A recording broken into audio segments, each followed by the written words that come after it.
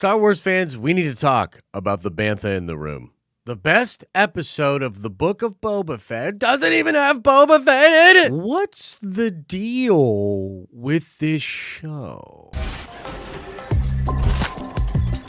What's up, everybody? It's Josh coming at you from Nerd Avengers Tower. Smash a like on this video if you're confused about the Book of Boba Fett. And if you're not confused by the Book of Boba Fett, smash like anyways. And if that's confusing, smash like. This one's going to be more of a casual conversation. I just want to sort of explain where my head is at with this. The fan base seems to be divided. I am talking about episode 5 of the Book of Boba Fett, which really isn't a Book of Boba Fett episode. It's really an episode of The Mandalorian, and so we've got to get into this discussion. I was blown away by episode 5 of the Book of Boba Fett. It's so dang good. Such a fun live-action Star Wars adventure that for a while I was unable to really consider the issues with this episode, or rather, I guess the issues with the show. Now it's a couple of days later, I've thought more about it, and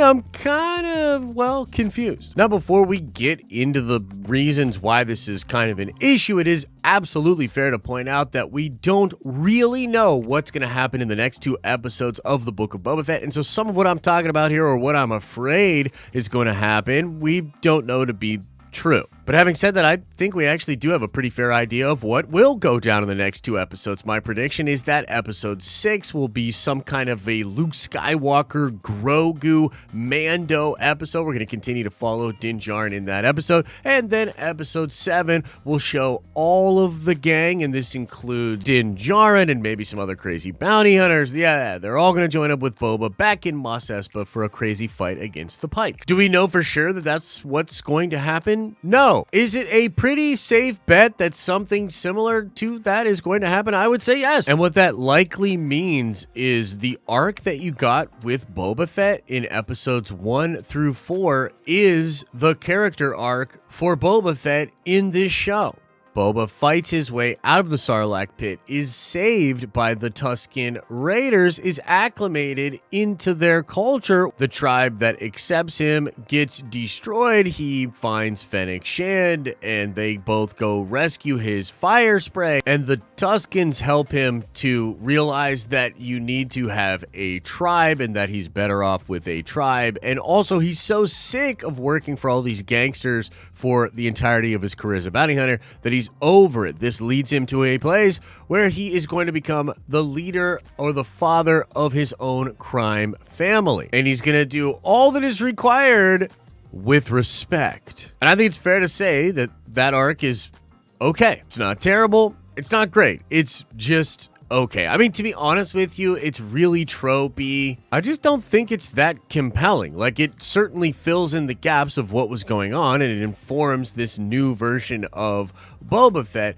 But let's face facts, guys. You saw Boba in the desert getting beat up by Tuskens, getting acclimated to the tribe. He's put into the back to tank a lot in the present. Fennec is doing most of the fighting and action. Boba has not shined really in his own show. And I'm not going full on beta Fett here, but he seriously has not been that much of a badass, and he certainly hasn't been that alpha. And what's really crazy about that is you drop in episode 5 and Mando just completely outdoes him. On the one hand, he outdoes him by being macho, being action focused, being an absolute badass, really cool and Western, but even the elements of family, attachment, and emotion are still better in Din Djarin. The attachment he feels to the way of life of the Mandalorians, how sad he is when she says that he is not really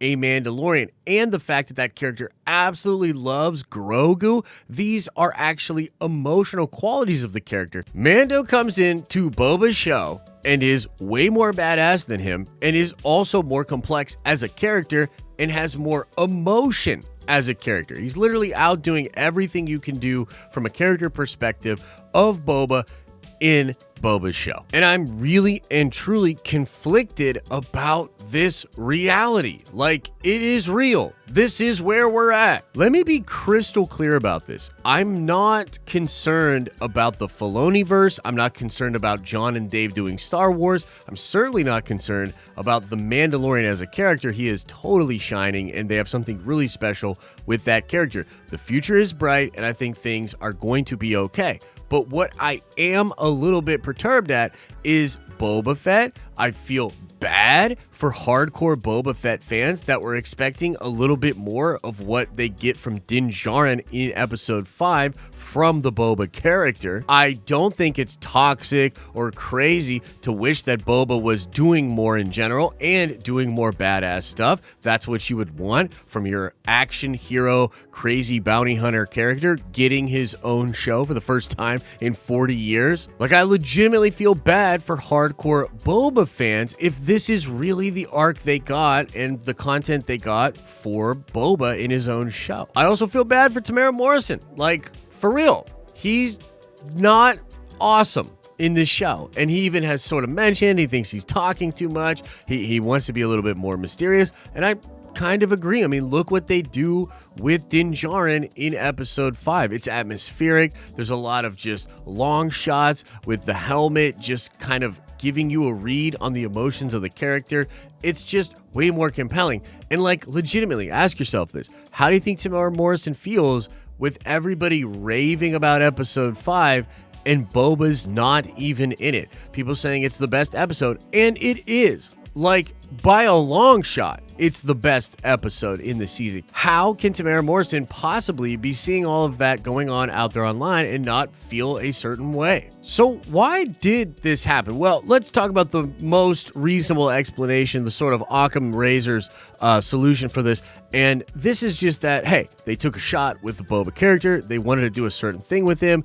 They felt like it worked and landed, and they sort of underestimated fan expectations, especially with regards to Boba being very action heavy and being sort of alpha. Like, this legitimately just could have been a swing and a miss. It could have been something that John and Dave and Robert all thought would be really, really cool, and it just didn't quite land with fans. That's totally possible. Maybe they thought it would be okay to do sort of a 4-episode mini arc with Boba and then go straight into a couple of Mando episodes and then finish off with a big battle. Maybe that was always the plan. They thought it would land, and it's just not landing the way that they had intended. But the more conspiratorial explanation of this has to do with the reports of drama behind the scenes with Lucasfilm, John, and Dave when it came to Pedro Pascal. This was a rumor that was initially broke by Grace Randolph. It is to this day one of those scoops that she has talked about that a lot of people think is completely false or made up, and it's one of the reasons that people have a big issue with Grace. I've heard from multiple people that that was a real situation and that Pedro absolutely walked off set of The Mandalorian Season 2 for at least one episode and was potentially gone for more than that. Now, some of the people that told me about this characterize it as just a sort of drama that happened. It's being overblown by Grace. Everything's okay. Pedro and everybody's cool now. There was a blow-up moment. Some of this had to do with the pandy and just the extra stress that was on the cast and crew. He did want more time outside of the helmet, but it's not this like big feud that's going on. Honestly, I had not thought much about this rumor for some time, but now after episode 5 of the Book of Boba Fett, I'm sitting here and thinking like, did we really need the Book of Boba Fett? Like, was this necessary? Was this what they wanted to do? Because I just think, why not just give us Mandalorian Season 3? And in my mind, it's just kind of starting to make sense that one of the possible explanations as to why the Book of Boba Fett in totality as a show feels a little disjointed and sloppy is because it was hastily put together to sort of give them a cushion to figure stuff out with Pedro. It's possible that they shot Book of Boba Fett with a ton of Boba stuff. They then used a lot of the body doubles to shoot some Din Djarin stuff and had Pedro come in and do some ADR to expand on the story they wanted to tell